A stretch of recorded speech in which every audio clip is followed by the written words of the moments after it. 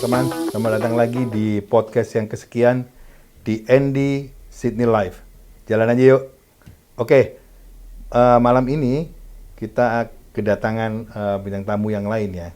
Oke, teman lama nih, teman seperjuangan sih. Meskipun beda ini ya, beda partai. Oke, kita sambut dengan tepuk tangan meriah, Mr. Jul. Selamat malam. Selamat malam. Assalamualaikum. Waalaikumsalam. Jul, nama lengkap lu sama Jul ya? Zulfikar Anwar. Oh iya, Zulfikar Anwar. Iya. Oke. Ya, Zul ini setahu gua dia seorang musisi gitu ya, yang sempat kita bareng-bareng tuh di Bali ya, Jul ya. Iya, di Hard Rock Hotel. Kita main di Hard Rock Hotel di manajemen yang sama gitu. Iya, dia bersama sebuah grup yang cukup ini sih sebenarnya cukup. Pada tahun-tahun itu orang Bali tahu lah gitu. Ada namanya Silhouette Band ya. Iya. Apa kabar lu, Jul? Baik. Ya, Apa kabar? kita lumayan ya, udah hampir sebulan 2 bulan ya nggak ketemu ya. Iya. Jadi gue inget banget lu datang ke tempat gue tuh. Kita ngobrol-ngobrol tentang planning kita, ya kan? Iya. Apa aja yang perlu dieksekusi? Iya, betul. Jul, terus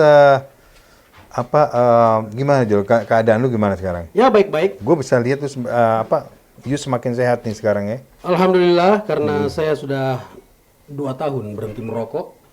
Wah. Iya, tapi sehat juga enggak sih? Karena sebenarnya 3 minggu yang lalu saya baru selesai dari operasi kan. Operasi polip. Oh iya. Itu gimana tuh akhirnya? Sukses. Sukses ya? Ya, baguslah. Di rumah sakit mana itu? Di rumah sakit Sydney Adventist. Di Sydney Adventist Hospital itu di Hornsby. Ya, itu again. Jadi di beberapa podcast kita yang lalu itu kita juga lagi ngebicarain itu. Maksudnya bukan tidak ada maksud untuk melebih-lebihkan tentang negara ini gitu. Tapi memang mereka care ya terhadap hal-hal kayak gitu ya. Betul. Ya, gitu. Itu patut kita akui. Iya kan, jadi setelah podcast gua sama ada namanya Ade Manto tuh yang dia penderita cancer tuh. Iya. Nah terus sekarang ini ada kamu kan, sekarang kamu juga menjelaskan bahwa memang sih kayak hal-hal kayak gitu tuh mereka care banget gitu sama kita. Ya plus minus lah. Iya. Ada hal-hal yang di Indonesia itu kita nggak bisa dapetin di sini juga banyak. Iya. Ya yang ngangenin kayak gitu ya. Mereka sangat detail memang. Betul. Gimana ya? Kalau aku sederhanakan sih, yang aku lihat mereka betul-betul merasa harus orang ini sembuh, orang ini harus selamat. Iya, itu dulu ya. Iya, mereka ini orang harus, nggak siapa. Itu yang saya sukanya selama saya menjalani proses-proses kesehatan yang ada di sini. Mereka betul-betul mau kita sembuh. Itu bagi dia itu misi yang langsung dari kepribadiannya para dokternya. Apa ya namanya itu kayak integritasnya. Integritas ya.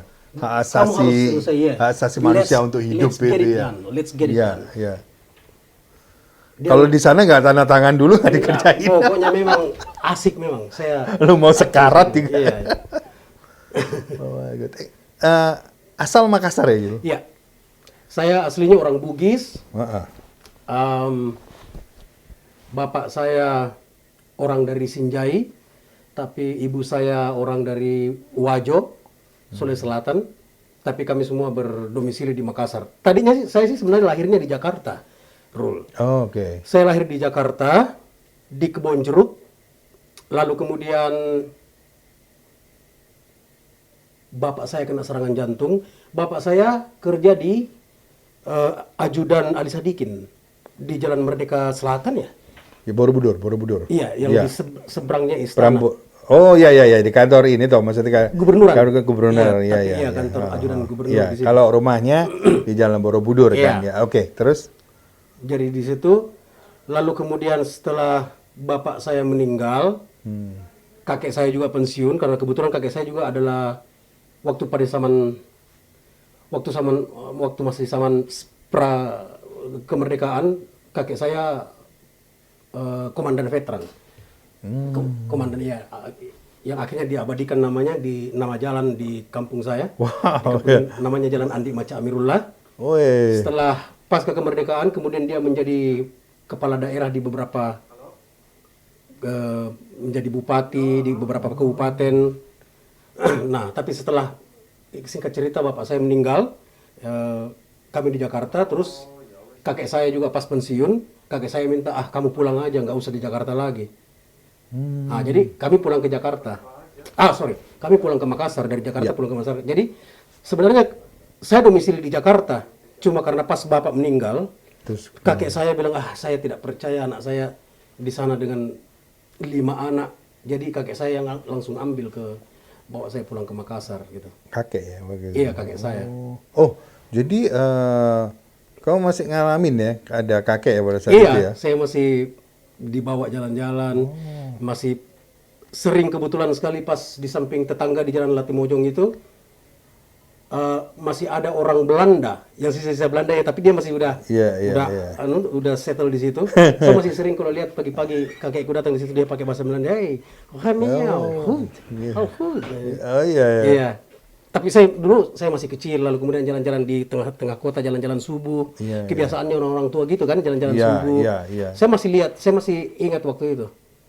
Jadi posisi keluarga terakhir itu pindah balik lagi ya ke Makassar. Iya. Itu setelah Bapak saya bokap meninggal. wafat. Iya. Gitu ya. Oke. Tapi waktu itu kakek udah nggak dinas ya, udah pensiun. Iya. Jadi kakek saya terakhir jabatannya adalah direktur KDC namanya. KDC itu adalah dulu sekarang sudah tidak ada. Dulu ada lembaga namanya KDC. Kalau saya tidak salah ya, ibuku sebenarnya ini KDC namanya. Tapi kalau orang tua yang lihat, mungkin dia paham maksudku. Jadi KDC itu adalah lembaga ketika kalau kamu mau menjadi camat, kalau misalnya aku mau jadiin Ruli camat di Malang, wali kota di Malang, wali kota atau gubernur di Malang, ya kan? Kamu sekolahnya 3 bulan di KDC dulu. Kakekku di situ yang godok kamu bagaimana kewiraannya. Oke, kayak pendidikan. Iya, kakekku sebelum di situ yang kasih tahu kamu kalau jadi camat harus begini, ini yang harus kamu lakukan. Dulu ada itu, lembaganya namanya sekarang juga ada sih, cuman aku lupa itu namanya. Iya, kayak dulu namanya direktur KDC. Pendidikan apa gitu Iya. kan? Iya. Jadi dulu kantor KDC itu sekarang sudah menjadi yayasan YPAC. Pas di belakang televisi TVRI Kota Makassar. Di situ ada gedung yayasan anak cacat. Nah, itu dulu KDC. Jadi kalau orang yang mau jadi wali kota Makassar, mau jadi bupati di Malang ya oke lah skala Jawa Timur kan, misalnya Ruli mau jadi wali kota Malang, si Bang David mau jadi wali kota Sidoarjo, misalnya Bupati Sidoarjo, dia 3 bulan digodok dulu sama kakekku di KDC itu. Oke. Baru dilepas. Itu jabatan terakhirnya kakek saya. Oke, kepala Kepala pendidikan KDC itu ya. Oke. Berarti sambadi juga ya sebenarnya ya. Oke, terus karena dia dulu adalah veteran komandan perang 2 kali 2 kali tertangkap tapi 2 kali lolos juga di Belanda. Dia pemimpin pergerakan lah waktu pergerakan kemerdekaan di kampung saya. Jadi namanya diabadikan sebagai nama jalan Haji Andi Maca Amirullah namanya. Wow. Di kampung saya. Tapi sebenarnya emang banyak ya, lumayan tokoh-tokoh dari sana itu ya. Iya. Dari mereka itu vokal-vokal sih. Oke, terus lu grow up di situ ya? Iya. Kamu grow up di banyak di Makassar. Iya, di Makassar ya. Terus sekolah SD, SMP semua di situ. Iya, jadi saya di Makassar lalu kemudian SMP karena adiknya ibu saya jaksa di kampung saya di situ. Iya. Dia ngambil aku, dia kasihan sama ibuku kan, sini saya ambil satu anakmu, aku sekolahin kan. Jadi aku sekolah sampai tamat di SMP, lalu SMA saya kembali lagi ke Makassar ke ibuku. Okay. Lalu setelah itu baru terbentuk Siluet. Waktu saya balik itu. Siluet itu bentuknya di Makassar? Di Makassar. Jadi pemain bass si Ago dengan sama pemain drum si Cawi, itu saya satu kelas di SD. Sahabat sampai gede. Keren. Nanti kita dipisahin SMP, balik SMA ya sama bareng lagi. Akhirnya kita bentuk. Pas ketemu Band, ya. SMA-nya, kamu sudah besar ya, gini ya. Sul, kamu bisa apa? Saya bisa main gitar. Aku bisa main gitar. Saya bisa main drum. Si Cawi itu, gimana? Kita bikin band yuk. Udah. Bertiga dulu. Bertiga dulu. Baru kemudian kita butuh vokalis. Kita panggillah si Roy. Setelah si Roy begitu, nah kita bingung kan? Siapa nih yang main bass? 2 pemain gitar kan? Ago pemain gitar juga. Aku pemain gitar juga. Malah awalnya sebelum si Roy gabung, karena kita kan masih nyari nih, kita masih nyari vokalis nih. Sebelum kita bertiga ini, si Ago malah yang kita nominasikan untuk jadi vokalis sambil main gitar. Itu awalnya. Nah, tapi setelah kita ketemu dengan almarhum kakaknya Cawi, kita ketemu sama almarhum Udin namanya, kakaknya pemain drum itu, langsung bilang, ada vokalis sebenarnya di sebelah, namanya Roy. Oh, coba kita panggil. Nah, setelah Roy datang begitu, nah sekarang orang bingung. Si Ago sama Sul ini siapa yang main gitar, siapa yang main bass, ya kan? Okay. Nah, jadi karena kita berteman, karena kita asik begitu, begini aja, men. Kamu tentukan satu lagu, Roy, Cawi, kamu tentukan satu lagu, kami sama-sama ngulik. Ya kan? Siapa yang menurut kamu yang paling enak bawainnya main gitar, itu yang main gitar. Wah, fair enough. Iya, ya. jadi kita sama-sama ulik. Tahu nggak lagu apa yang pertama kita ulik? Apa? Lagunya Rumah Kita. Oh, yang kita nyanyiin dong. God bless gitu. Ya, itu kan ada tuh solonya. Iya. Nah, si Ago cari itu, aku juga cari itu. Kita ngulik sama-sama lagunya.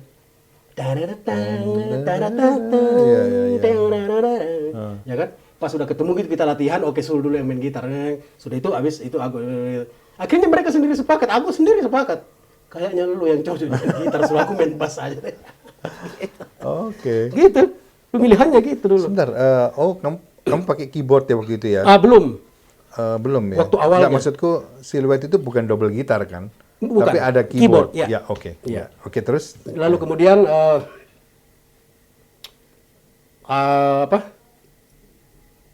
Lalu kemudian si Ardi bergabung. Dia bergabung dengan bergabung dengan kita dalam Silhouette. Tapi karena si Ardi harus berangkat ke Amerika kuliah di Los Angeles, masuklah Anjang. Proses ketemunya kami dengan Anjang pun juga karena kami sama-sama di drum band Saka Bayangkara, Polda. Jadi dulu saya anak-anak Silhouette dulu adalah anak-anak Saka Bayangkara Polda. Oh. Drum band. Iya. Semuanya? Ya, semua. Wah, jadi di situ kita kenal Anjang. Iya, jadi Anjang juga jadi Anjang teman drum band kami. Tapi waktu itu Anjang belum. Anjang bandnya waktu itu namanya Dinasti. Anjang sudah punya band namanya Dinasti. Di Makassar. Di Makassar, ya. Nah, setelah si Ardi harus pergi, udah udah berangkat ke Los Angeles. Nah, kita kehilangan ini. Anak-anak langsung bilang Anjang aja coba. Ya kan? Kita telepon Anjang bilang, boleh sih, coba-coba yuk. Nah, Anjang datang, ya udah gabung. Tapi waktu itu Silhouette itu udah main malam atau belum? Belum ya. Belum. Silhouette belum main waktu itu. Oh, maksudnya main kayak manggung malam udah mulai. Udah reguler. Udah reguler. Udah reguler ya. Ya, pertama kali di Cafe Kareba namanya. Oh. Pub pertama kayaknya di Makassar, namanya ke Kareba. Oh, iya. Nah, tapi si Ardi harus berangkat ke Los Angeles. Ya. Lalu si Anjang yang ngisi. Akhirnya ya seterusnya. Oke, jadilah format itu Ya, ya. jadilah format itu dan eksis di Kota Makassar. Kali sudah 2 langsung waktu itu. Masih satu. Ya. Masih Roy. Nah, setelah itu kita ada seorang manajer dulu waktu masih di Kota Makassar itu, kami di manage oleh namanya Bapak Cepot. Pak Cepot Zulkarnain. Dialah sebenarnya yang pemiliknya Siluet itu. Oh, oke. Ya. Sebentar, yang ngasih nama siapa itu? Itu Cepot itu. Jadi Siluet itu sebenarnya dulu racing team. Oh, Itu grup motor sebenarnya. Grup motor, ya? Iya. Dia grup motor racing team, pimpinannya ya si Andi Zulkarnain itu. Tapi kami panggilkan dia Cepot. Dialah sebenarnya founding father-nya Siluet ini. Dialah sebenarnya yang temukan Siluet ini. Gara-garanya Pak Cepot setelah dia bentuk Siluet, dia punya ruko, dia anak racing timnya di sana. Ya. Dia beli band, bilang perlu kita bikin kegiatan. Tapi siapa? Kalau saya mau beli band siapa? Nah kebetulan salah satu sepupunya dia itu tetanggaku. Oke. Si Ivan itu namanya Ivan. Si Ivan itu yang bilang ada tetanggaku sering main ke rumah. Dia kayaknya dia pemain band ya. Waktu itu Siluet belum Siluet namanya ya, namanya Ras. Bandnya kita ini Roy ini itu vakum karena ada yang kuliah, ada yang mau selesaikan Roy Yeah. harus selesaikan KKN-nya, praktek apanya ya kan. Oke. Jadi Ivan datang, Ivan panggil saya. Melalui tetangganya kita juga yang namanya si Swer, si Yusuf, udah almarhum. Iya. Tolong kau panggil Sul. Tolong panggil Sul, saya mau bilang ada. Nah akhirnya si Swer ini panggil saya, Sul, kamu dipanggil Ivan. Katanya ada proyek band. Oke. Nah saya datang di sana. Sul, sepupuku punya satu alat band. Dia mau megang satu band. Kamu punya band? Saya bilang ada. Kayak puzzle dia kayak Iya, ketemu ada. semua gitu. Nah, jadi yang ngajak saya si Swer itulah yang menjadi sound engineer-nya nanti saya kelak. Karena dia ikut, memang dia ya tetangga kan, jadi dia ikut terus sama saya. Akhirnya saya hubungi semua. Saya akhirnya menghubungi semua. Kembali saya hubungi Roy, tapi saya nggak mau bilang ini ada proyek band. Saya kibulin mereka dulu semua. Iya, iya. Saya bilang, bro, saya mau minta bantuan bro, apa? Saya mau cat, rumahnya tanteku. Ya kan, saya mau ngecat rumahnya tanteku, bener ini. Pasti nanti Roy, iya bener. Ngecat, oke. Saya nggak bilang ini. Ya kita kumpul di mana? Kita kumpul di sini. Nah, udah ketemu kan? Saya, Ago, Cawi, Roy. Ya, kita 4 orang sama si Ardi. Ya nggak apa-apa ya, kita bantulah ngecat, Oke. Udah kita naik angkot ke sana Pak, sudah naik angkot sampai ke sana. Ruko, dilihat kan ruko, naik. Halo, assalamualaikum. Oh iya, ayo langsung naik aja naik ke studio. Ayo naik ke studio. Anak-anak udah mulai curiga. Maksudnya ngecat apa ini kan? Pas begitu studionya dibuka, langsung saya buka plastiknya semua. Ini studionya kita sekarang. Wow. Oh ya, yes. Surprise kan? Oh my God. Jadi awalnya waktu saya undang dia itu saya nggak bilang ada orang yang mau manggil kita untuk ngeband. Keren banget. Saya cuma ceritanya. bilang, bro, boleh nggak bro, minta tolong, aku mau ngecat ngecat ruko, ngecat rumah. Ayo, beres bro, ayo. Mana? Jadi kumpul semua sampai di sana nggak ngecat. Dibukain amplifier itu langsung dibuka dari boxnya gitu. Silakan Baru colok. ya? Iya, silakan colokin. Langsung main, woi. Udah, standby. Disitulah kalian berkarya. Akhirnya si Cepot bilang bagaimana? Tetapi saya meminta kalau bisa namanya Siluet. Ya wes, anak-anak bilang, well, alatmu kan?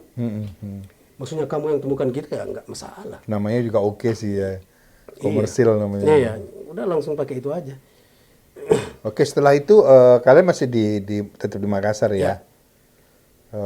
Berapa lama itu karirmu di Makassar? Dia tanggal 1 Juni 1993 di Makassar. Lalu kami berangkat ke Bali. Bentar dulu, itu kok bisa langsung ada pikiran, oke ke Bali nih gitu? Ini, jadi di dalam prosesnya itu sepupu saya, sebenarnya juga adalah sepupu saya, dia seorang penyiar radio, namanya Kak Yosi Karyadi. Nah, Radio apa? Bisa sebutin? kalau di Makassar dulu dia di Radio Merkurius, Merkurius. tapi dia pindah ke Bali. Oh, oke, ya. Top FM Bali. Oh iya. Oke. Ya. Jadi Kak Yosi ini memang saya sepupu dengan dia, tapi memang saya udah dari kecil selalu setiap weekend saya nginap di rumahnya, ya kan? Kita udah akrab gitu. Nah setelah itu pada suatu hari sebenarnya kita ini Kak Yosi lewat di depan studio naik beca. Oke. Dia lihat saya berdiri di depan studio. Sul, Kak Yos,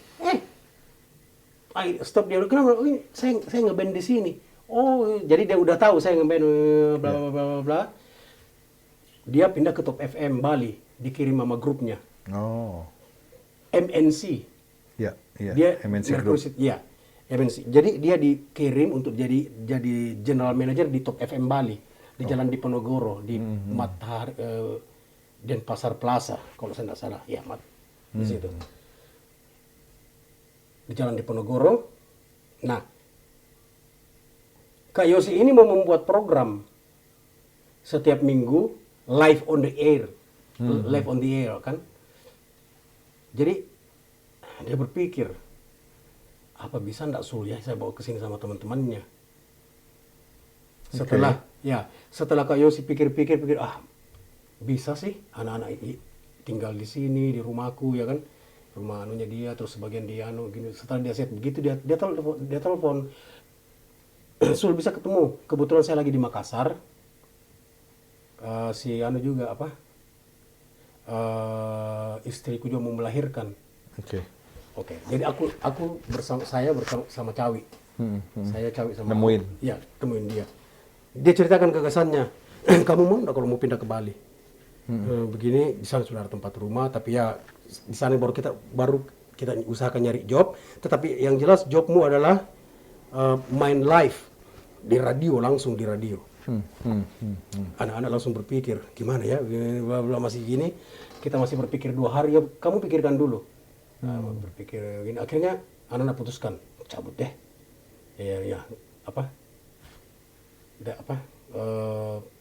Bali langsung diputuskan ya. Kita ini dulu kita coba dulu sesuatu yang baru gitu kan. Berangkatlah kita tanggal 7 Juli. Semua ya. Iya, 1997 ke Bali. Berangkat ke Bali, kebetulan Kak Yosi waktu itu di Jakarta, tapi Kak Yosi bilang, saya udah titip sama karyawanku, namanya Bapak Randy Renato untuk jemput kamu di airport. Bukan, waktu itu di Sanur. Oh. Di pelabuhan, Pelabuhan Sanur. Kita naik kapal laut waktu itu kan. Nah, di sana ya udah, kunci rumah ada di sini, bla bla. Udah, kita pindah ke Bali, main di hotel, di radio. Itu berapa lama itu perjalanan kalian itu? Itu sekitar 3 bulan. Enggak, maksudku dari Makassar ke itu. Dari Makassar 3 hari. 3 hari ya. 3 hari kayaknya. 3 hari nyampe di Sanur. Iya, jadi dari pelabuhan Makassar, dia ke Labuan Bajo dulu. Iya, betul. Iya, Labuan Bajo dulu, terus baru ke itu ya, ke Sanur ya. Baru ke Sanur. Oke. Langsung itu begitu nyampe siap-siap langsung kerja di radio itu. Iya, langsung dikasih tahu kita ngecek di sini, di sini. Itu udah komersil ya, maksudnya udah dapat gajian tuh mereka kalian ya. Itu jadi gimana tuh Jul? Siluet itu main sebagai band pengiring kah? Atau memang kalian show untuk di acara itu? Enggak, memang Siluet. Oke. Acara tunggal. Jadi show ya, shownya Siluet. Nah nanti lagu-lagunya yang menentukan si radionya gitu? Enggak? Ada radionya, ada kita. Oh asik ya. Iya. Oke. Paling misalnya minggu depan kamu bisa nggak bawain lagunya ini. Misalnya Lionel Richie ini. Oke, kita pelajari. Sabtu depannya kita ayo teman-teman semua, kami di sini Siluet Band bersama Top FM live. Oh, keren. Jadi kita nyanyiin satu lagu, lalu kemudian buka telepon, kan ada telepon, halo. Itu tahun berapa tuh? Tahun 97. 97. Saya ini pernah bikin juga nih. Iya. Live radio loh ya, di kayak itu ya Sam ya? Live band juga radio ya? Sama idenya. Jalan ternyata itu ya Sam ya? Jalan. Enggak, ini juga berarti boleh tuh. Iya. Kita bikin juga di sini nih ntar lagi. Bikin radio. Oke, Jul, terus menarik. Jadi setelah setelah kita main begitu ya sambil kita nyari job gitu kan. Ya. Ya intinya aja ya. Iya, nggak apa-apa. Intinya Bebas, aja. jual bebas Oke, aja. jadi pas setelah kita di sana begini lumayan bro perjuangannya bro. Lumayan karena ya kita juga saya dengan teman-teman memang sangat berterima kasih dengan Kak Yosi karena dia betul-betul berusaha Kak Yosi Karyadi berusaha betul-betul sebaik-baiknya gimana ya kan caranya supaya kita juga hidup layak nih ceritanya. Tapi ya namanya juga perantau kan pasti kan kita butuh job, kita butuh apa gitu begitu. Akhirnya ya singkat cerita lah kita struggling ke sana kemari cari job pang. Pada satu saat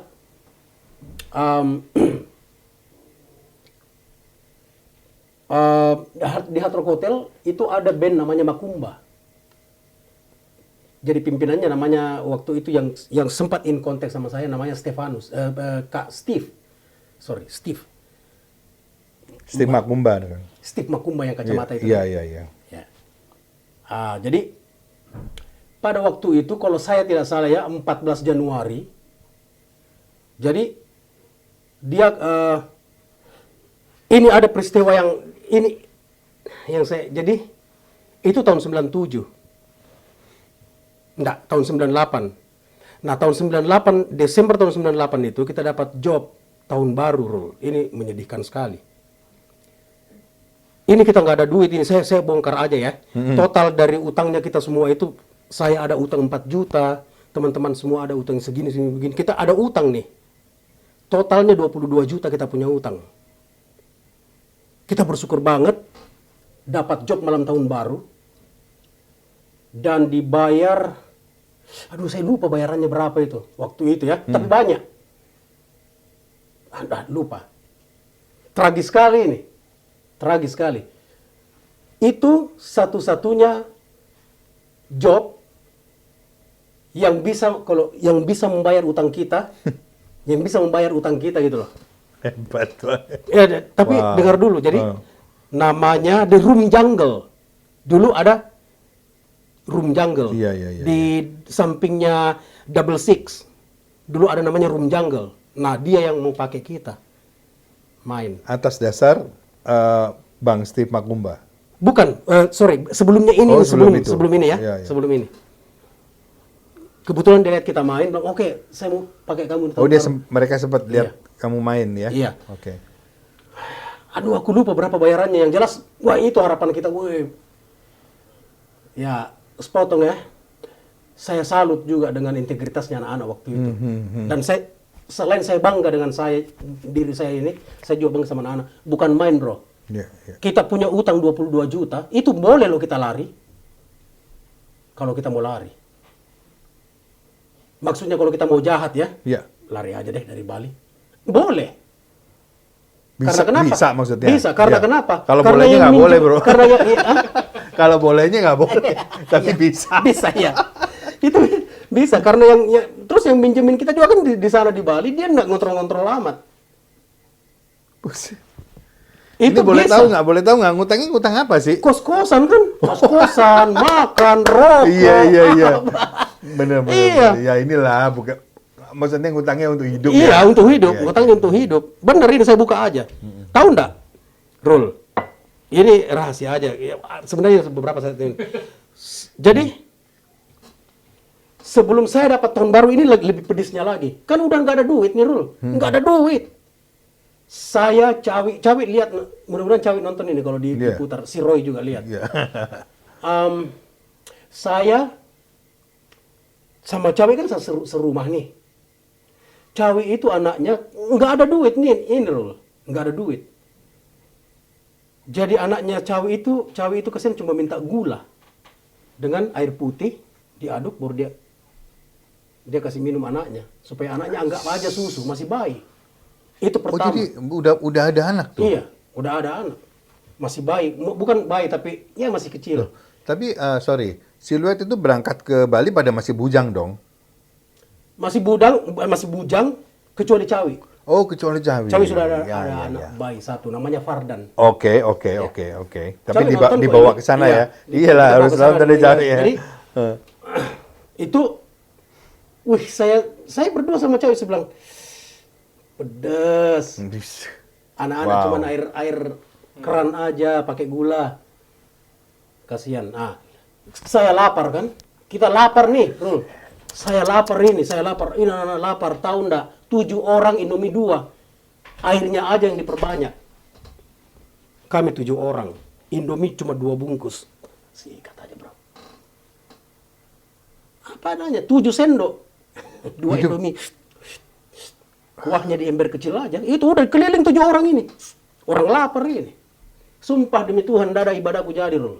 Ada orang nonton ini. Ada yang liatin. Nah, uangku tinggal 2.000, Rul. Saya sama cawi kelaparan ini. Gila. Rp2.000 Iya, ya? cawi kesian sudah. Anaknya kan cawi bilang, Sul, kalau saya yang mati oke. Memang cawi bilang begitu. Saya nggak peduli. Tapi anakku gimana? Anakku tidak boleh kelaparan. Saya yang lapar oke. Oke, ayo. Rp2.000, Rul. Itu untuk makan dari pagi sampai pagi berikutnya. Kita beli roti. Roti makan sepotong, cabai makan sepotong. Sisanya air minum sampai gembung.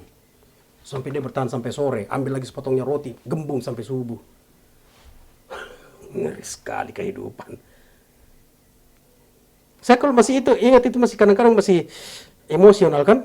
Karena saya ingat betul itu. Lalu kemudian kami inisiatif. Dapat uang 20.000. Ini yang paling mematahkan. Ini 2 minggu sebelum acara tahun baru ini yang sebentar saya ceritakan. Ya kan? Sebentar lagi kita mau bayar utang ini. Ya kan? Gimana? Gimana ya? Ya oke. Yuk kita jual bubur. Jadi ada temanku namanya Uni, dia punya mobil. Namanya ini, teman kami ini namanya Uni. Di Bali. Nah, akhirnya singkat cerita, kami juga punya teman di Bali, punya pabrik kayu. Dia punya pabrik kayu. Jadi kami berpikir, oke, kita pergi. Jadi saya pergi pungut-pungut kayu, ngukur sendiri kayu, bikin meja sendiri, sampai mejanya sama kursinya itu kita cat bukan cat kayu, cat tembok. Karena yang ada cuma cat tembok.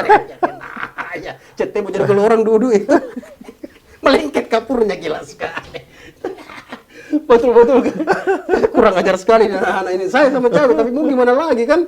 Yang penting kita ada ini. Kita bikin 2 kursi, 1 meja, jadi kayu-kayu gitu, papan-papan kita sambung, bikin gergaji. Saya bikin sama cewek, benar ini nanti cewek. Iya. Saya tidak bohong ini karena kita kan nanti akan diupload ini di publik. Of course. Yeah. Jadi cewek kesan bikin begitu, udah kita bikin apa? Bubur ayam. Terus kita jual di lapangan renon pagi. Orang pas lagi ini kan, jogging. Ya, saya cawi. Bismillah, ya kan. Itu modalnya dapat dari teman tadi itu? Iya. Oh, oke. Kita ada 20.000, jadi kalau saya tidak salah kita beli beras 7.000. Sisanya ya itu. Terus pancinya temanku itu Uni. Dengan mobilnya. Uni ini pakai mobilnya. Uni Manurip namanya. Wow. Dia gitaris juga. Dia dulu gitarisnya Pink Oxide Makassar. Orang Makassar juga ya? Iya, tapi dia tinggal di Bali kan. Nah, singkat cerita, udah selesai. Cawi bikin bubur, kita pakai ayam, pakai bumbu. Oke, udah 1 panci nih. Siap. Bismillah ya kan? Istilahnya. Udah datang subuh nih. Bangun nih kita jalan. Ini 2 minggu sebelum tahun baruan loh ya. Jadi kita pergi jual di sana. Cuma 2 mangkok yang laku. Weh, saya dengan cawi menangis. Wah, anak itu uang terakhirku itu, bro. Bener ini, Rul. Cawi lihat ini. Uang terakhirnya kita ini, men. Bagaimana ya? Ya apa boleh buat kan? Kita bilang, ya mau gimana lagi, weh? Wow. Kita sudah berusaha, brother kan? Kita sudah berusaha, oke. Kita pulang. Jadi bubur itu kita bagi ke yang punya rumah yang ngasih tinggal kita. Ini ada bubur ini, Uni apa. Kita bagi aja sebagian. Udah itu pulang. Wah, gimana lagi ini kan? Mau pinjam duit lagi udah ndak ada, ya kan? Jadi kita sabar aja. Ndak lama ada tawaran tahun baru itu datang. alhamdulillah ya kan. Puji Tuhan ya kan Iya, semua. iya. Puji Tuhan, alhamdulillah dapat. Udah, singkat cerita. Oke, saya nggak mau tahu. Oh, 25 juta. Woi. 25 juta kalau saya tidak salah itu ya, 25 Hebat juta. banget, ya. Saya ya, kok aku lupa itu ya. Oke. Iya, iya. Tapi aku nggak mau tahu, Sul. Aku nggak mau tahu anak-anak siluet. Dengan saya cuma Semua. butuh dengan sound sistemnya ya. Oke. Temen itu Rahming namanya oke, yang dapatin kita. Mas Osi juga kan namanya oke. Yang Selamat terus terang waktu itu, yang selain kita karena kita lapar, tapi yang paling penting ini yang saya sukain juga anak-anak waktu itu. Yang paling penting bagaimana? Yang penting kita bayar utang dulu. Bahwa nanti kita lanjut kelaparan, setidaknya utang berkurang. Tanggung jawab ya. Ya memang kita nggak ada lari, bos. 22 juta loh zaman itu. Wih. Bisa loh kita lari itu. Iya, iya. Bisa tinggal nyebrang aja. Apalagi waktu itu kan ada HP kan. Kau dapat Iya. di mana kita? Nanti kau dapat saya. Kalau kau datang ke kamarku, kalau saya nggak ada berarti nggak ada. Iya, iya. Nggak ada kan waktu itu. Kita bisa lari nyebrang aja ke Banyuwangi. Udah selesai. Pinjam duit berapa juta aja lagi dikit satu kali nyebrang ke Banyuwangi, naik bus ke Surabaya naik kapal laut ke Makassar. Iya, iya. Bisa. Tapi kami tidak. Kami nggak mau, kami pikir, enggak begitu bos jalan hidupnya kan. Come on. Iya, iya, iya. Ya Nggak kan? karuan tuh. Dibilang mati aja deh. Sampai kita kan sempat rembukan itu sudah, ini eskalasinya udah tinggi sekali. Kita bilang, kalau saya mati, kuburanku di Banyuwangi. Selesai. Tidak ada, saya tidak pulang. Bener ini, saya beberapa orang ini termasuk Anjang, Cawi, Michael itu kan ini nanti mereka akan lihat. Iya. Kita memang udah bilang begitu. Habis deh. Mati deh bro. Nah, sorry. Itu kan kalian hidup struggle tuh ya. Tapi masih main Masih main, tapi mainnya kan di radio itu. ya di radio itu, tapi kan di radio itu tetap kita ada dapat duit. Maksudnya masih tetap bermusik ya? Iya, tapi kan ya tetap aja istilahnya enggak cukup gitu. Iya, Untuk iya, kepanjangannya pas-pasan kan. lah. Ya, jadi kita main di beberapa tempat satu kali gini.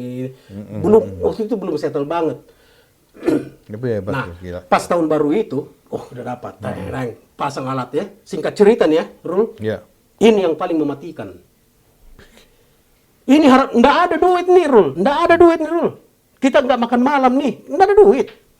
Tinggal duitnya yang tinggal nanti setelah Yang kita main bakalan ini. dibayar Iya. tahun baru itu. Yang kita mainkan, oke, udah main pada lagu ketiga, Rul.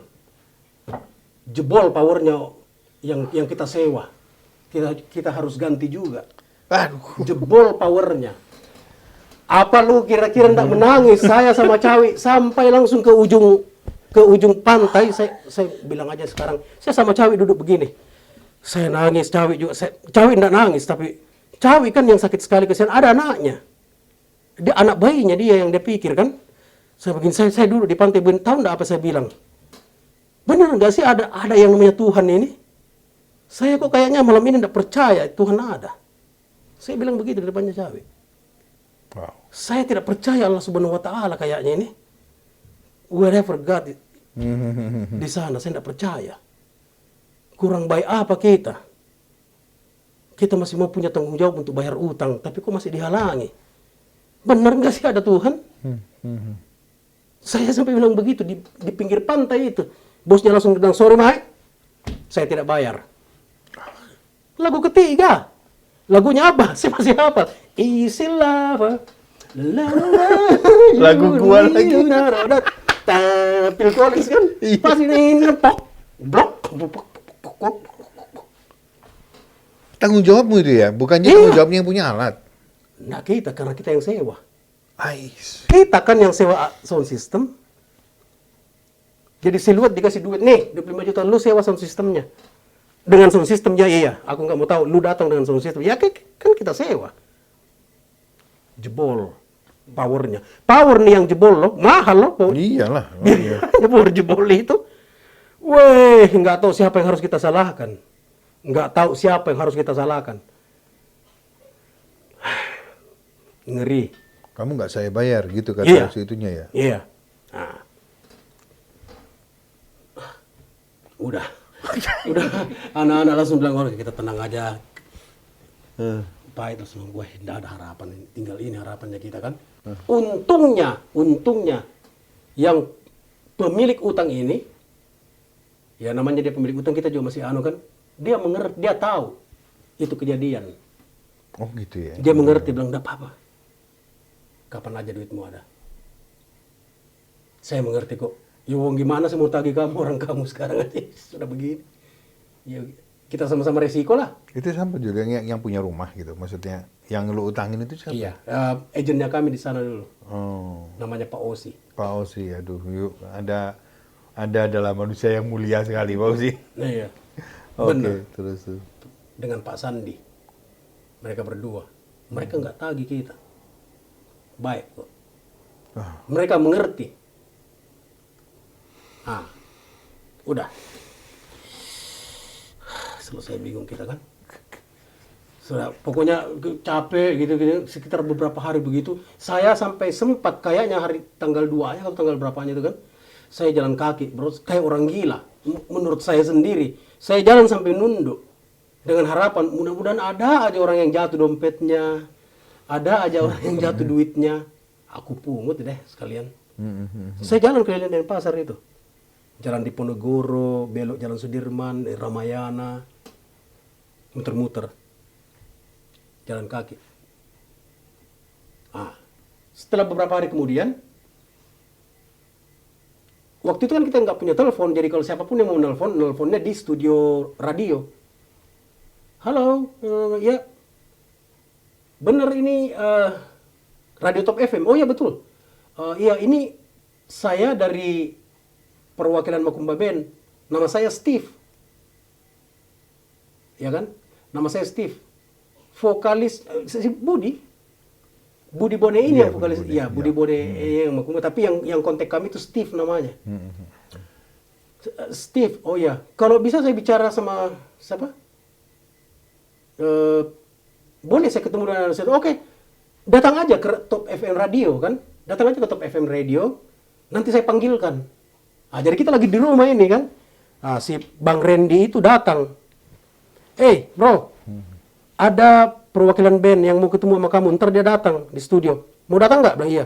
Nggak tahu, dia bilang dia cuma mau ketemu, ada yang dia mau bicarakan perihal band. Kita tertarik lagi kan, kita udah di rumah ini, udah nggak ada duit ini. Kita pulang, kita ke studio. Nggak lama begitu datang, bener Pak Bang Steve datang, pakai kacamata. Selamat siang, Bang Steve apa kabar? Gitu. Ya oke, saya dari Makumba Band begini. Kemarin aku sempat lihat kamu main loh. Di sini. Kamu bagus. Bagus. Singkat cerita pasti bilang begini, Jul. Lebarannya itu tanggal 18 Januari tahun 99 waktu itu ya. Kalau saya tidak salah. Pokoknya Januari, whatever. Jadi kami Makumba vakum 2 minggu dari Hard Rock Hotel. Ini awalnya kita diterima di Hard Rock Hotel. Jadi kalian ganti ini? Iya. Oke. Jadi Hard Rock Hotel bilang oke, lu cari pengganti. Oke, kamu cari pengganti.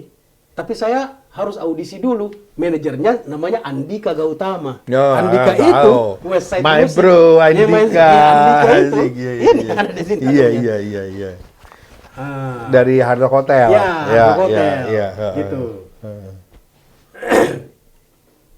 Ketemu Andika. Iya, jadi Steve bilang begini, oke, you gantikan kita karena si Mas Nanang, pemain bassnya, Mas Eeng kalau saya tidak salah, ya gitarisnya, Mas Eeng, Mas Nanang, terus siapa lagi di antara itu, mereka semua mau pulang ke Jawa untuk Lebaran. Iya. Lebaran, jadi Makumba vakum 2 minggu, tapi kita ada schedule di Hard Rock Hotel bilang boleh digantiin, kamu cari band, tetapi saya harus audisi dulu. Saya harus setujui. Tapi yang nyari bandnya lo. Iya. Si Steve ini bilang, enggak, saya pakai band ini. Steve bilang ini. Memang Steve juga orang yang sangat berjasa, Mas Steve Makumba. Kacamata orangnya. Sekarang kalau saya tidak salah dia sudah di Manggarai. Sekarang dia sudah di Manggarai kayaknya. Manggarai Jakarta atau Pulau Manggarai? Pulau Manggarai di Nusa Tenggara. Iya. Oh, oke. Dia sekarang sudah menjadi aktivis gereja. Terakhir saya dengar begitu. Oke. Beliaulah yang pertama kali datang sebenarnya di Seluet. Bang Steve ini yang datang panggil Seluet, akhirnya Bang, oke kamu datang hari ini, tanggal ini. Nah, waktu itu kalau saya tidak salah, kalau bukan tanggal 13, tanggal 12 Januari. Karena seingat saya, awalnya kita bermain di Hard Rock Hotel itu, pertama kali kita main itu tanggal 14 Januari. Dan tamu pertama kami... Tahun berapa itu? Tahun 1999. Dan tamu pertama kami orang Belanda, perempuan namanya Ibu Henny van Blomenstein. Saya masih ingat, Roro. Ngeri nggak ingatanku. Gile. Wah. Boleh di cross check. Tanya semua anak-anak. Penonton pertama orang Belanda. Ibu tua. Tahu-tahu apa dia pulang. Kamu dari mana? Sebenarnya, oh suami saya orang Makassar. Ya suaminya orang Makassar di Belanda. Suaminya udah dari kecil. Oh iya. Pindah ke Belanda. Dari dulu ini menarik nih. Oke. Lu berarti kalian menggantiin si Makumba. Ya. Makumba ini udah reguler di Center Stage. Iya, kan? iya. Jadi Center Stage itu bukan di kafenya ya teman-teman ya. Itu kayak ada, kalau pernah ke Hard Rock Bali itu, begitu kalian di main entrance itu ada panggung di tengah. Iya. Karena saya juga pernah main di situ. Nah, itu ada band memang di tengah-tengah itu ya, Jul ya. Iya. Oke, terus. Jadi si Steve ini selain dia pernah lihat kita, dia juga mengikuti acara live on the air itu. Oke. Top FM Ya, itu, karena itu kan ya. boleh dibilang satu-satunya acara Mungkin. live di radio. Iya.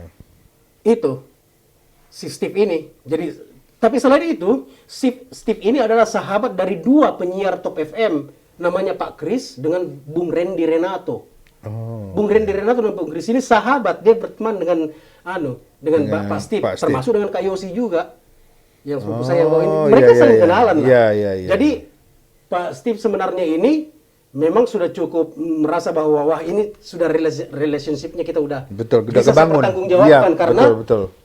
Dia kan tinggal tanya aja Pak Kris, kemarin wah banyak bro, bagus, yang nelfon banyak, aku juga udah nonton live-nya dia di Bengawan Solo karaoke waktu itu, boleh lah. Jadi dia udah dapat referensi juga dari temannya sendiri kan, nggak mungkin kan temannya orang radio lagi. Iya orang radio lagi kan, Bung Randy, Bung Kris dan mereka memang ya penyiar-penyiar handal memang bagus sekali selera musiknya. Ya keren. Singkat cerita, oke. Andika nih yang lihat. Oke. Saya setuju, lihat kan? Nah, ini kita datang udah. Wah. Nggak ada duit nih beli baju. Beli baju bro, nggak ada duit. Kembali lagi ke duit. Urusannya duit aja terus. Duit. Ya kan? Nggak ada duit ini. Tenang. Kita ke baju bekas. Ya kan? Baju gelondongan, baju toko-toko baju bekas. Nah, di situ kita nyari. Wah, ini keren. Tapi ini baju cewek. Udah kita beli aja Rp5.000 waktu itu. Dijahitnya 2.000 waktu itu jadi begitu. Oke, dijahit jadi kayaknya kelihatan kayak rock and roll gitu kan. Iya. Wah, si Ago bawaan. Pokoknya bagus lah. Kita harus keren ini ya. Oke. Udah. Itu siapa Jul yang punya kepikiran bahwa ini kostum mesti diatur? Itu penggeraknya siapa? Sebenarnya kan Kak Yosi juga oke semua tuh. Tapi sebenarnya yang paling bagus selera berpakaiannya yang betul-betul di siluet itu Roy sama Ago. Anak dua ini memang bagus sekali selera berpakaiannya. Oke. Dia fashionable memang. Biar baju murah bro, baju murah dia pakai. Oke. Biar baju murah, nggak ada jadi, baju. Kalian udah aware untuk penampilan tuh udah. Jadi Ago yang jadi kita nyari baju ini Ago dengan Roy. Keren sul ini. Oh, nice. Michael. Oke. Ya, pokoknya begitu. Ago memang paling keren. Buktinya ya setelah kita datang kan kita harus karena memang kan Andika udah bilang ini kan harus keren loh. Wow. Hard Rock Hotel kan waktu itu. Andika memang bilang gitu. Apalagi Andika kan orangnya udah pernah bisnis musik di luar negeri kan. Iya. Di Sony Entertainment di dia Los dari Angeles. Sony ya. Oh iya. Iya kan 2 tahun dia di sana. Jadi dia tahu betul bagaimana untuk dia tahu betul industrinya waktu itu ya. Iya. Jadi dia itu, saya masih ingat Andika itu pakai baju putih, celana kain biru, baju kemeja warna putih. Apa Andika pasti nonton ini? Dia pasti kok bisa dia ingat. Nah, namanya Boombox. Udah kita tunggu nih Andika. Boombox ini studionya. Iya, yang di bawah itu. Iya. Oke. Tunggu mana nih? Enggak lama begitu datang Andika. Sama si asistennya namanya Ibu Inge.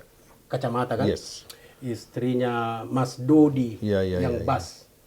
Pemain bassnya ini si pemain drum temanmu Bogel. Bogel, pemain bassnya Bogel. Ya. Oke. Datang, oh ini yang namanya siluet ya.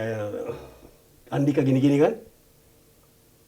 Ini nih yang keren nih, si Ago.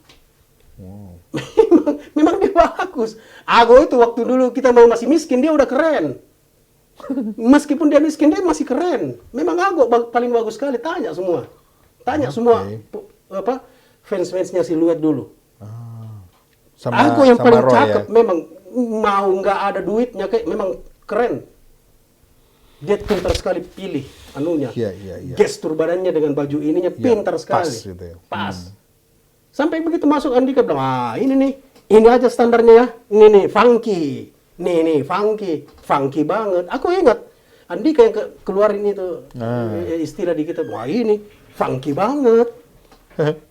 Tampilannya kan jaketnya, celananya, jaket jeans coklatnya tapi kayak jazz begitu. Pokoknya asik sih, cool gitu. Kayak glam rock gimana ya, iya, begitu. Nah, Andika langsung memang bilang begitu. Ya kalau bisa penampilan kayak oke, udah kita main. Jadi kita main lagunya Play That Funky Music. Mustang Sally dengan apa lagi satu itu, tiga lagu pokoknya kita Andika nonton. Jadi di audisi di depan di boombox itu. Dari pihak mereka yang nonton Andika sama Andika soundman-nya namanya Wisnu. Oh, Wisnu. Dulu ada asistennya dia juga, orang Inggris namanya Su Besan. Tapi nanti yang dia kelak si Su ini yang menjadi entertainment manager setelah Andika resign kan. Oke. Setelah dia periksa kita, main-main kita gitu. Andika dia lihat, lalu kemudian dia panggil timnya. Ya kita lagi nunggu di toilet gitu kan. Apa dia bilang itu, ngobrol gitu kan. Akhirnya Andika langsung bilang, oke bro, kita setuju kamu yang gantiin si Makumba untuk 2 minggu ke depan. Oke? Yes! Yes, kan dapat, ya ampun tuh, kapan mulai lusa malamnya. Ya, waktu itu namanya Joachim, nama general food and beverage-nya, atau general manajernya kali namanya, Joachim Schulz, siapa gitu, orang Jerman. Itu memang disiplin sekali juga, nggak mau senyum. Gue tahu kok. Udah, jadi pas malamnya gitu ya kita udah sound check kiri kanan gitu. Akhirnya kita main. Saya masih punya fotonya kok, aku lupa bawa. Jadi kita main ya kan di bundaran itu. Drum kan kecil nih, jadi drumnya pakai keyboard apa gitu. Kita main jadi segi 4 begitu. Drum di atas nyanyi gitu. Udah kita main. Di season pertama tidak ada tamu sama sekali, tapi ada satu orang yang datang pertama kali, ibu-ibu bule. Itu tamu pertama kami di Hard Rock Cafe, Hard Rock Hotel. Namanya ibu itu Henny van Blumenstein. Dia nonton kita, dia senang. Akhirnya dia bicara-bicara begini, kita terima kasih sudah datang. Oh iya, kamu band dari mana? Kamu band dari Bali. Ya, kami sekarang sudah menetap di Bali, tapi sebenarnya kami dari band dari Makassar. Oh iya, bilang ya ampun, suami saya itu orang Makassar. Oh iya, namanya Patrick begini. Akhirnya besok malamnya dia bawa dengan suaminya. Baru suaminya, tapi suaminya sudah tidak fasih bahasa Indonesia. Suaminya cuma pakai bahasa Inggris sama Belanda aja. Ternyata saya Makassar. Anak saya jalan kemarin pergi cari neneknya sendiri. Lingkungannya kan di kota Makassar. Ternyata dia tinggal di Maricaya. Keluarganya dia di Maricaya, di Makassar, di tengah kota. Ada di situ kelurahan namanya Kelurahan Maricaya. Jadi setelah itu kalian bermainlah selama 2 minggu ya? Bermain selama 2 minggu. Oke. Tapi baru 1 minggu bro.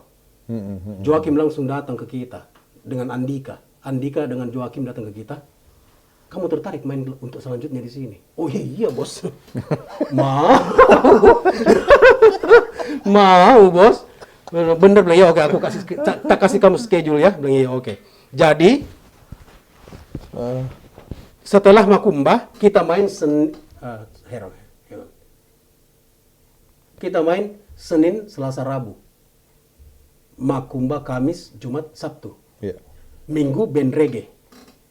Mudah-mudahan saya tidak salah ya, tapi kurang lebih begitu.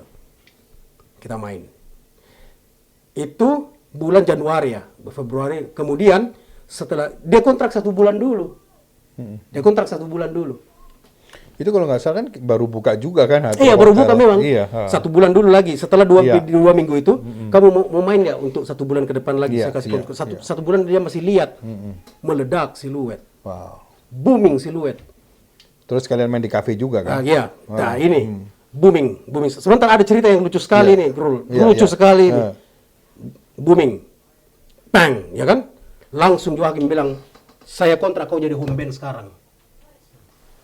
Wow. Pokoknya kamu jadi home band, terserah. Saya nggak mau tahu sampai kapan. Pokoknya kamu home band ya Hard Rock Hotel. Mau atau tidak? Nggak ada anak-anak bilang nggak mau. Saya langsung mau, bos. Langsung, bos. 3 bulan kemudian lunas, bos. Duit 22 juta. Iya. Banyak sekali. Baru satu hari diantaranya itu kita main 3 kali, Rul. Tahu nggak? Kita mulai dari hari Sabtunya itu 3 hari berturut-turut, Jumat, Sabtu, Minggu. Dari jam 3 sampai jam 5. Jam 7 sampai jam 11. Jam 12 sampai jam 3 Hard Rock Cafe. Nah, sekarang kita cerita lagi tentang Hard Rock Cafe ya. Sebelum kita masuk di Hard Rock Hotel, kita pernah diaudisi di Hard Rock Cafe. Oh, sebelum Tapi Hard hotel. Rock Cafe-nya di Legian, masih ingat kan? Oh iya iya, yang lama. Yang lama Iya, kan? iya, Ya kan di Legian iya, itu. Iya. Ah, gedung Bir Miller, Yes, gedung Miller, yes, iya, Bir iya, Miller iya. dulu kan. Nah, di situ kita di audisi.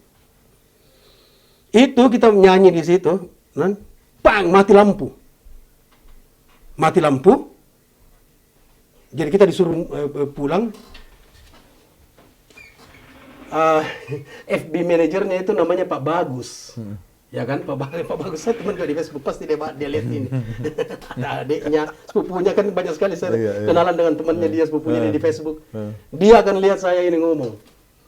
Loh, maaf, kalian tidak bisa lanjutkan. Bilang, kenapa? Ini bro, jebol anunya. Listrik. Iya, pokoknya speakernya apa jebol. Ya kamu tidak bisa lanjut, ya kan?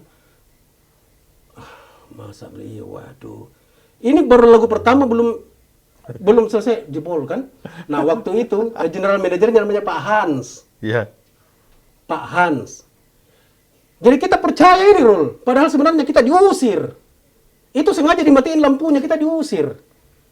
Geblek sekali yang band ini, bodoh sekali, jelek. Kita dibilangin begitu. Ini di mana nih? Lu ngomongnya di Yang di Hard Rock, yang di Miller itu, yang di Hard Rock Cafe. Yang lama. Yang lama. Legian kan? Iya, jadi Iya, kan iya. kan ini ceritanya kita di audisi nih. Ya kita dibilang jelek memang. Ya sebenarnya enggak jelek. Tapi mungkin seleranya Hard Rock waktu itu nggak ketemu dengan lagunya kita, karena kita bawa lagunya apa gitu dia nggak Iya. suka. Dia Pak Hans ini matiin lampu, baru dia bilang bilang rusak alat band.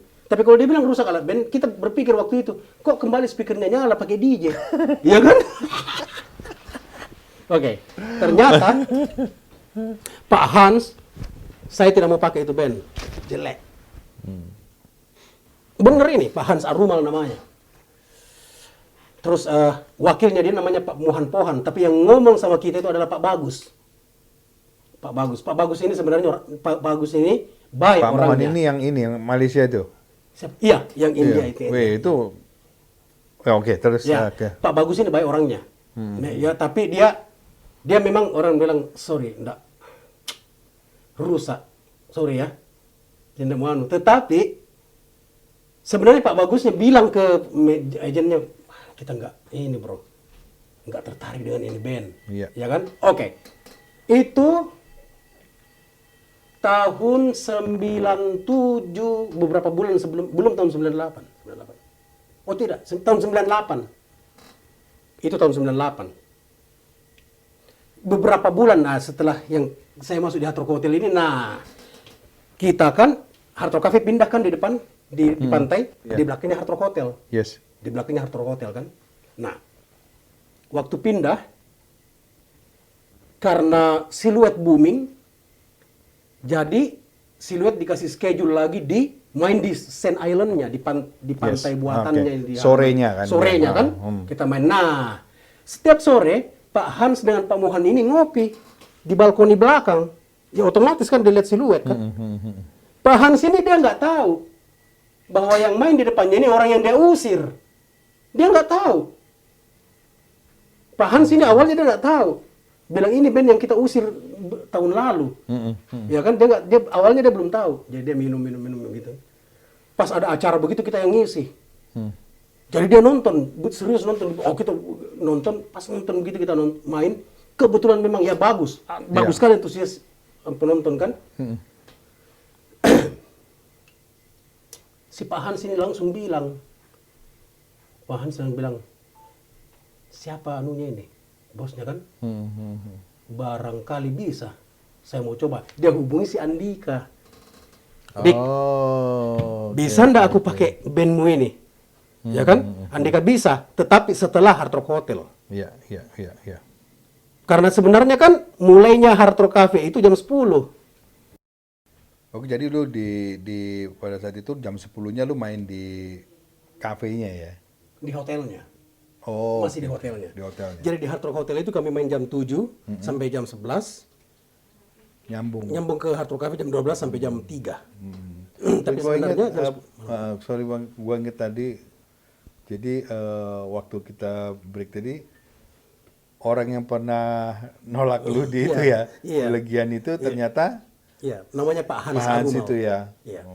Ngelihat ya. Iya, dia Jadi ngelihat gimana kita tuh? main, dia ngelihat kita main, ada acara event di Saint Island, di Center Stage, di Hard Rock Hotel di Saint Island-nya. Dia lagi ngopi. Pak Hans Arumal itu sama Pak Mohan ngopi. Terus dia berpikir, mungkin enak ya kali band ini yang kita bawa ke belakang, ke sana kan. Terus udah, jadi dia hubungi Andika.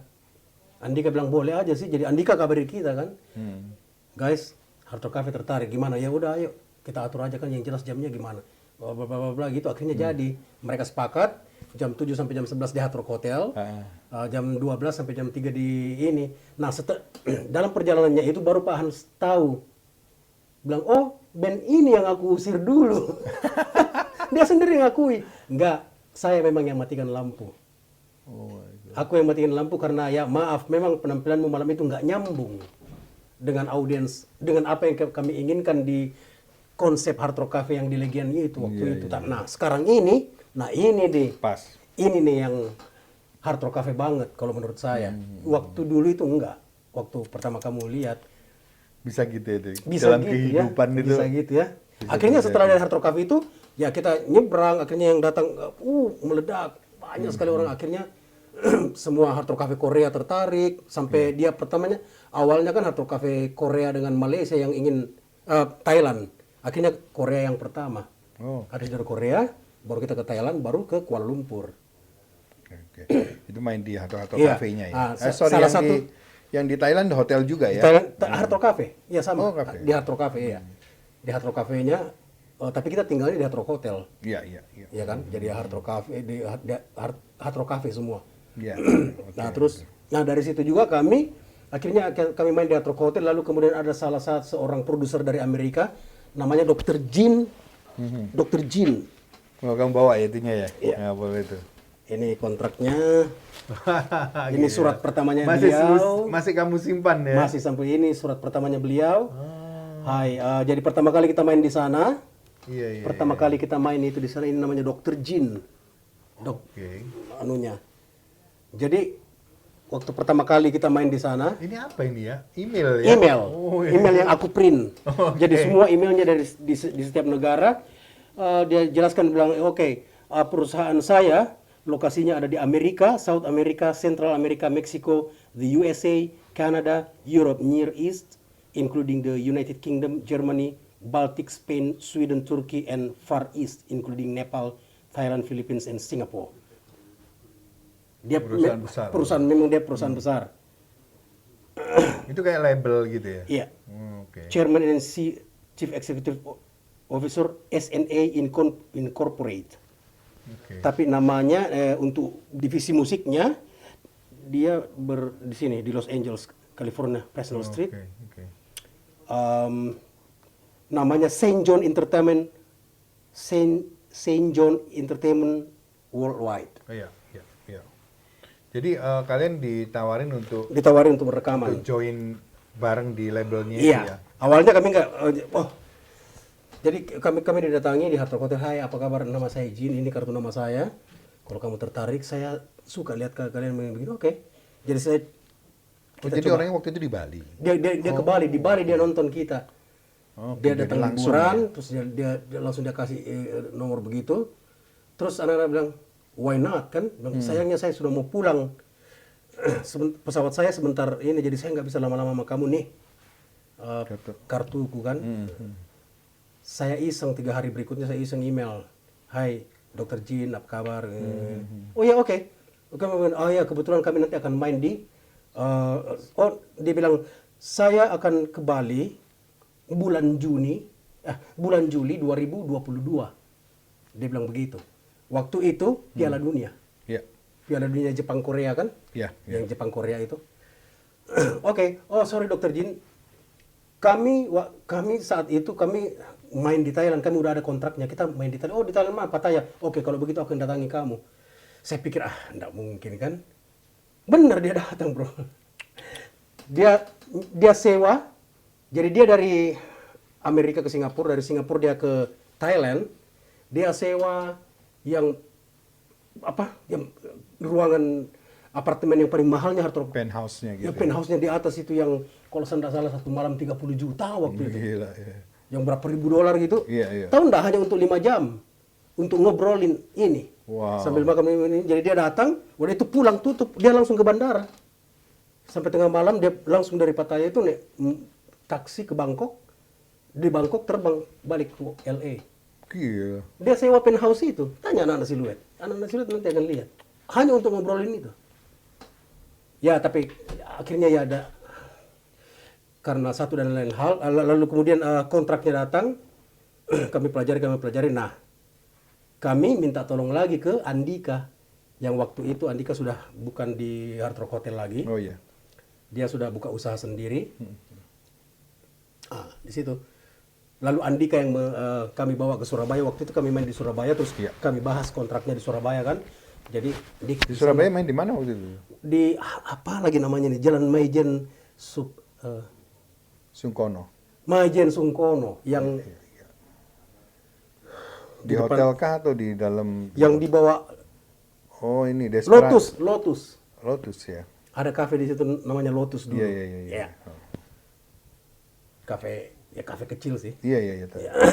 Oke. Nah, terus Andika datang, saya bilang, Dik, ini saya ingat kamu pernah di industri rekaman kan di luar negeri. Nah ini kami Bisa bantu ini nggak? Iya, Gitu. kita mau apa? Mau kamu bisa ndak kamu apa? Pegang lah. Iya. Gitu ya.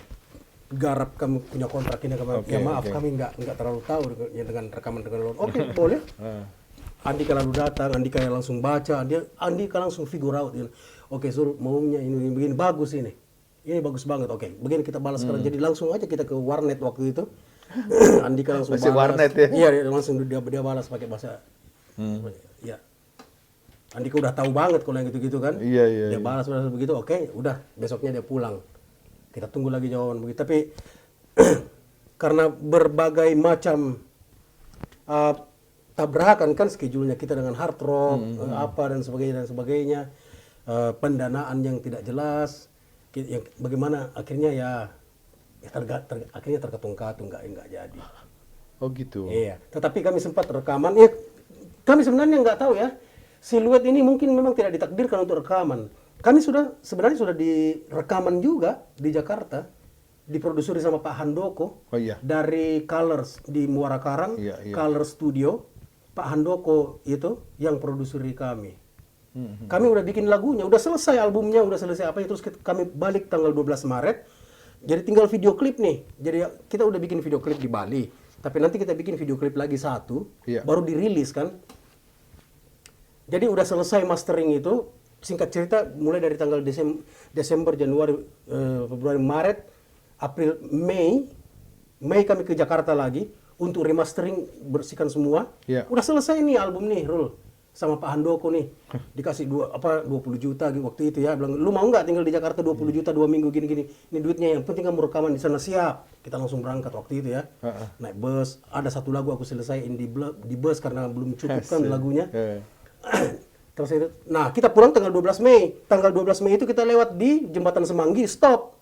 Penembakan mahasiswa itu, Oh, iya. yang kerusuhan Mei. Iya, iya. Nah, itu waktu stop, kita nonton begini, terus ada polisi dari belakang. Maju, maju, maju. Jadi kita jalan. Nah, besoknya kan kita udah tiba di Ketapang tuh. Iya. Kan naik bus kan. Baru aku beli ini, apa? Beli koran Jawa Pos, baru Jakarta Chaos, lagi dan besoknya kita ditelepon sama Pak Sandi. Guys, materimu hangus, dibakar massa. Oh, Color Studio dibakar. konnya itu ya. Itu emang parah banget. Jadi udah selesai. Memang nggak jodoh. Iya, iya. Bandku memang nggak jodoh, padahal udah selesai albumnya. Banyak lagunya di situ. Ada Rindu, Andai Kau Tahu, Fenomena, Iya, iya, iya, iya. lengkap. Untung si Roy masih sempat amankan lagu Ada Rindu itu, tapi itu pun dengan anunya, videonya, video yang kita bikin di Bali. Iya, iya. Seharusnya yang lain lagi masih ada. Video Masternya hangus ya. hangus semua. Sayang banget. Iya, Dibakar sama massa kan, pembakaran waktu kerusuhan Mei itu. iya, iya. Iya. Kasihan. Wow. Akhirnya nggak jadi. Nggak jadi. Nah terus gini dulu, oke kita skip ini. Ya. Eh, kenapa kamu kok tiba-tiba, maksud gini, kapan kamu pindah ke Australia ini, ke Ke Sydney? Australia, oke. Jadi saya pindah ke Australia tanggal 13 Januari 2013 ya kan. Aku pindah ke sini. Ya, jadi setelah kita main di Hard Rock Cafe, Hard Rock Hotel begitu, aku muter-muter begitu. Anak pertamaku lahir, lalu saya memutuskan kepada Siluet, saya pamit. Saya nggak mau tinggalkan anakku lagi kan. Maksudnya soalnya kalau saya keluar, Rul, Iya. sampai 3 minggu, sampai 3 bulan saya tinggalin anakku, balik cuma 1 minggu, ke tempat lain lagi 2 minggu. Kadang dari tempat lain itu cuman pindah. Jadi saya mau lihat anak saya tumbuh. Itu sebenarnya itu alasanku yang keluar, ndak ada masalah lain. Iya, iya, Bahwa ternyata ada cerita-cerita, oh begini Siluet keluar, ndak. Kalau dibilang waktu saya keluar ada kekecewaannya, ya iyalah. Ada yang kecewa pasti. Ya kan? Tapi itu kan wajar. Iya. Saya pun juga kecewa, saya juga tidak mau tinggalkan band bagus loh itu Iya, bandku. iya, of Dari course. awal aku Iya, siapa iya. yang mau tinggalkan. Iya. Tapi sekarang waktu itu saya berpikir, karena saya begini juga role pertimbanganku. Saya ini anak yang dari kecil udah ditinggalkan juga sama bapak. Betul. Iya. Ya kan? Saya tidak mau anakku juga merasa tanpa bapak, padahal bapaknya masih hidup. Iya. Iya. Kalau saya tinggalin, saya kan waktu itu anak saya lahir tanggal 18 November 2006.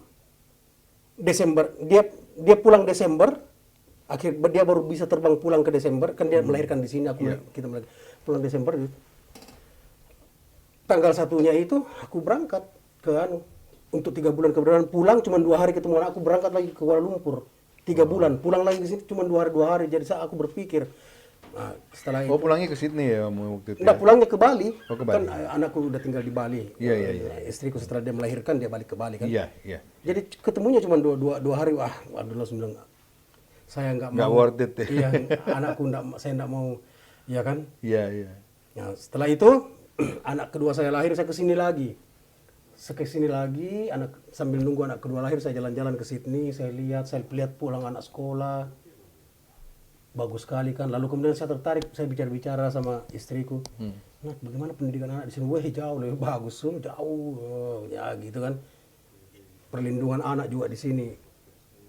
Kita tidak boleh semena-mena. Betul. Itu dia. Nggak boleh lu kau tempelin anakmu, bagaimana anakmu kalau udah sampai di telinganya polisi aja lu diangkut. Iya, iya, iya. Ya, Negara begitu. maju Oke. ya. Saya penasaran juga. Akhirnya saya berpikir, mungkin aja kali ya kita pindah, ya nanti dulu, belum kita berpikir. Tapi tahun 2009, 2010 mertuaku datang dari Sydney ke Bali, holiday. Nah, dia yang nawarin, just in case kalau kamu mau pindah ke Sydney, pindah aja ke Sydney, tinggal di rumahku aja dulu. Natali bicara sama saya langsung berpikirkan juga. Iya deh, yuk coba yuk.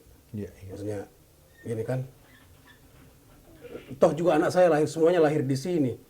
Jadi maksudnya oke lah. Ya udah, jadi saya putuskan begitu. Jadi istriku pulang duluan tanggal 7 Desember. Desember 2009 2012, Iya. saya nyusul Januari tanggal 13 Januari 2013-nya. Oke. Gitu. Jadi Sampailah udah sekarang. officially semua pindah ke sini di 2013 ya? Ya. Oke. Gimana Jol? Lu happy nggak lu hidup di sini? Ya, ada sisi yang tidak enaknya juga, ya kan? Biar bagaimana, tapi kita juga harus akui bahwa Australia ini ada juga sisi baiknya buat kita. Maksudnya ada perspektif lain yang kita ya kan? Iya. Ada perspektif lain. Saya kurang bijak kalau mau membandingkan antara bagaimana dengan Indonesia dengan Australia, karena bagaimanapun tidak fair membandingkan, karena Australia adalah negara nomor 1, Iya. negara Maju. negara istilahnya first world kan, sementara kita masih dibilang katanya negara ketiga, Iya. negara third world country. Jadi tidak adil untuk membandingkannya, oke? Iya. Tetapi kalau dibilang apa enaknya di Australia ada, tapi apa juga yang tidak enaknya di sini? Ya. Di Indonesia enak ada, Iya. gitu. Iya. Iya kan? Jadi saya kalau mau dibilang bagus tidak bagus, pastilah bagus Australia kan. Tapi ingat, tidak ada juga yang sempurna kayaknya. Ada loh yang di sini bikin frustasi, Betul, yang betul. menjengkelkan juga di sini ada. Tapi kerjanya yang jelas di sini enak kalau kerja, karena setiap tetes keringat kita dihitung per menit, per jam. Diapresiasi dengan bagus. Diapresiasi dengan bagus. Itu aja sebenarnya. Tetapi kalau untuk social life, saya pikir Indonesia lebih bagus. Di social life ya. Karena kita orang Indonesia Iya, ya. di social life-nya jauh. Iya kan? Kalau saya bilang, ya kan? Iya benar. Kita kan berbicara rasa nih. Iya. Entah mungkin barangkali karena kita orang Indonesia, jadi kita pikir Of course. lebih enak. Mungkin kalau orang Australia juga bilang social life-nya Australia lebih enak daripada Iya. Indonesia, karena dia kan orang sini. Nah, jadi itu makanya saya bilang tadi, Iya. kalau kita mau membandingkan mungkin tidak objektif. Betul. Ya kan? Nggak apple to apple. Iya, ya? Iya.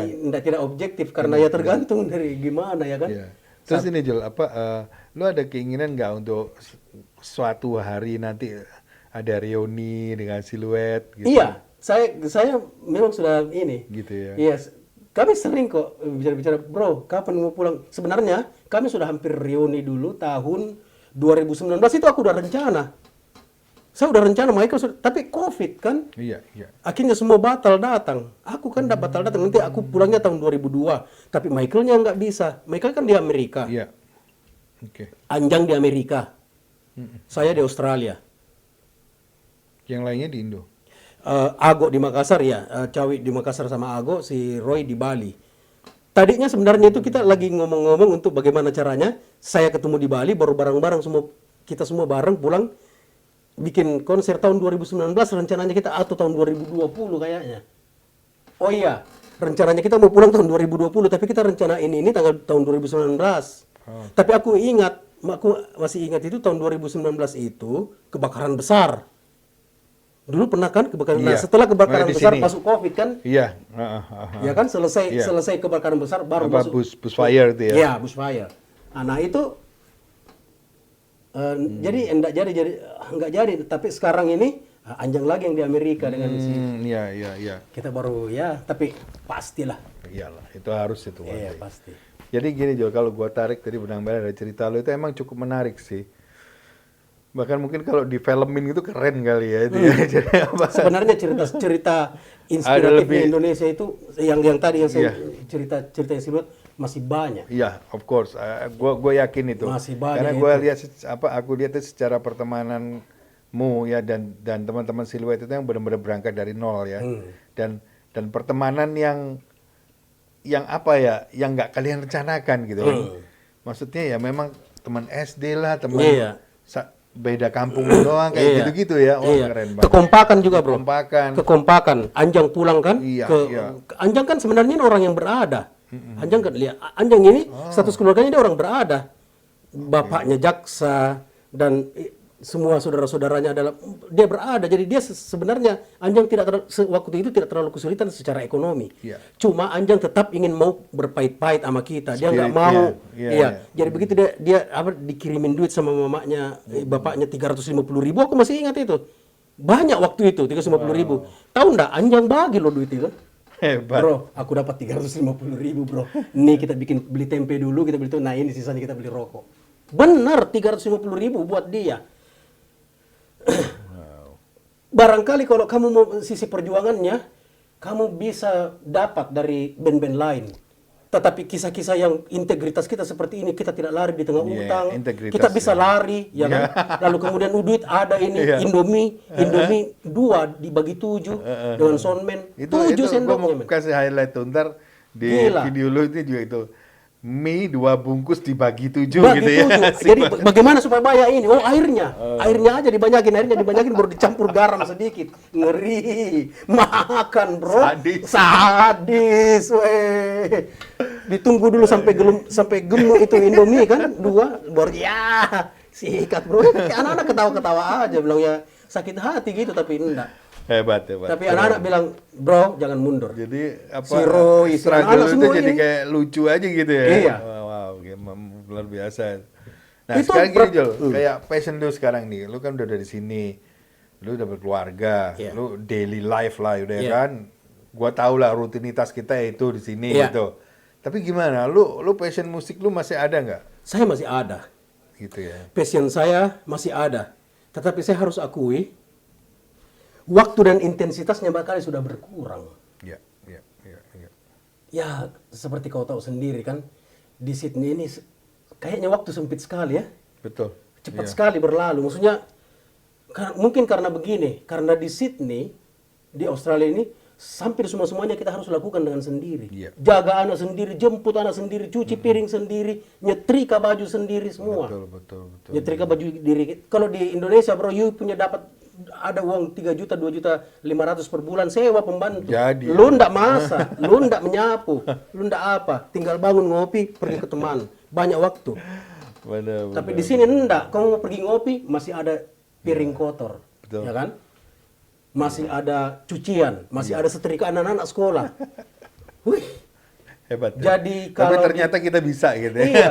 Jadi sebenarnya saya jadi berpikir karena aktivitas kewajiban reguler yang seperti itu yang di Australia yang mengurangi intensitasnya kita bermain musik akhirnya. Wow. Luar biasa. Bukan ya kan? Iya, Bukan passionnya kita hilang tapi kadang kita mau main tapi aduh harus nyetrika baru mau main apa begitu kita sudah lakukan sesuatu baru mau pegang gitar capek. Ya, benar. Ya kan? Wow, luar biasa. Ya kan? Kamu rasakan sendiri kan? Iya. Kamu sendiri pulang kerja kan udah situ. Beda, Kamu ya. cuci dulu barang kan? Kamu cuci barang. Pas begitu di depan komputer gini, kamu mau main pas gini Ngantuk. ngantuk. Orang 5 pekerjaan di belakang sebelum megang gitar, 5 dulu pekerjaan diselesaikan di belakang. Itu aja bedanya. Waduh, iya. Maksudnya tapi untuk ukuran kita ini yang dari Indonesia yang perantau begini, susah juga kalau kita langsung mau bilang melepaskan diri begitu, betul-betul mau main musik saja. Iya, Ya kan? iya. Tanpa saya rasa tidak adil juga buat keluarga kita. Of course. Karena bagaimanapun juga bill-nya. Iya. Gitu. Bill-nya ini jalan terus ya ta? Mr. Bill ya. Iya. Mr. Bill udah nungguin. Wah, ini inspiratif Jul, obrolan kita. Maksud secara inspiratif yang bisa gua dapat itu adalah perjuangan itu memang tidak bisa kita hargai dengan apapun. Iya. Ya benar ya. Iya. Dan itu pertemananmu dengan anak-anak Silhouette Band itu juga inspiratif banget Iya. gitu ya. Mungkin banyak teman-teman yang pernah ngalamin hal-hal yang sama dan gua respect banget gitu dengan itu semua gitu. Termasuk gua juga gitu Iya. Saya sendiri pun begitu. Kita akan selalu berjuang. Ya gitu ya Jul Iya, ya. betul. Jul, thank you very much nih. Iya, sama-sama, Kita Bos. tunggu lagi si Mr. Jul ini juga sebenarnya dalam production kita. Jadi nanti suatu saat kita kan ada konten musik yang ya gue juga yang main Jul, ada Jul, ada Semi, ada segala macam di dalam di DND Sydney Live itu ada beberapa konten, ada podcast, ada musik, ada kuliner dan social life tentunya. Oke, jadi tunggu aja konten-konten kita yang lainnya dan stay tune di DND Sydney Live. Jangan lupa subscribe, share, and like. Oke, selamat malam semuanya. Thank you Jul. Mantap.